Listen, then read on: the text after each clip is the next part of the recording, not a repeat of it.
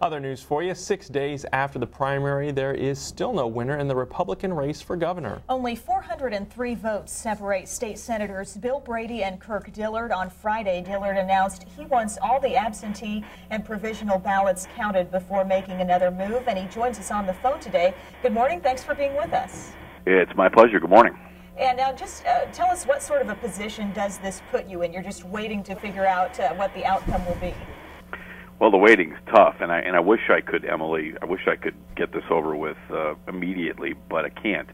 The race is 5/10,000ths of 1% between Senator Brady and I. 5/10,000ths of 1%.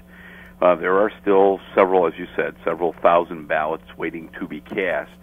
And in a race this important, all of the people deserve to have their votes counted. And how long of a process are we looking at with counting all these ballots?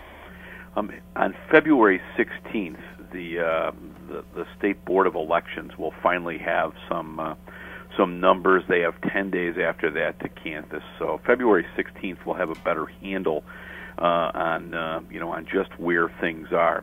I mean, one of the weird abnormalities here is that Senator Brady received almost over 90% of his support from downstate Illinois. We're minus 50% metropolitan Chicago, 50% downstate. So if these votes, these 5,000 or so votes, are up in the northeastern part of Illinois, I could overtake Senator Brady. Now, did you anticipate that the outcome here, or the outcome so far, would be so close in this race? Well, I knew it was going to be close because there were a lot of good candidates and a lot of them. They're all my friends. A lot of people running, but I never anticipated 400 votes out of 750,000. 400 votes or less out of 750,000. That's 5/10,000ths of 1%. And with it being such a close race, what will happen after this recount, whether it's you or Senator Brady that gets the party's nomination? Will the Republican Party, in your mind, be able to unite and move on to November?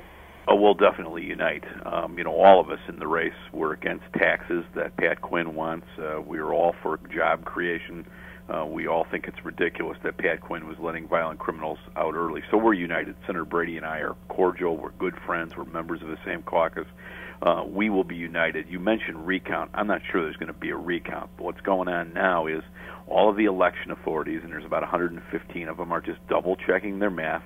They'll send it to the State Board of Elections around February 16th.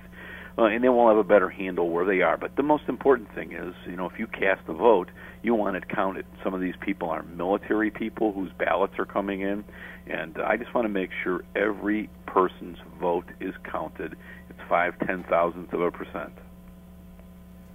All righty, Senator Kirk Dillard, thank you so much for joining us this morning on pleasure. the phone, and we will keep a close eye on this story as well as it develops, and let voters know exactly who they picked. That's right, something to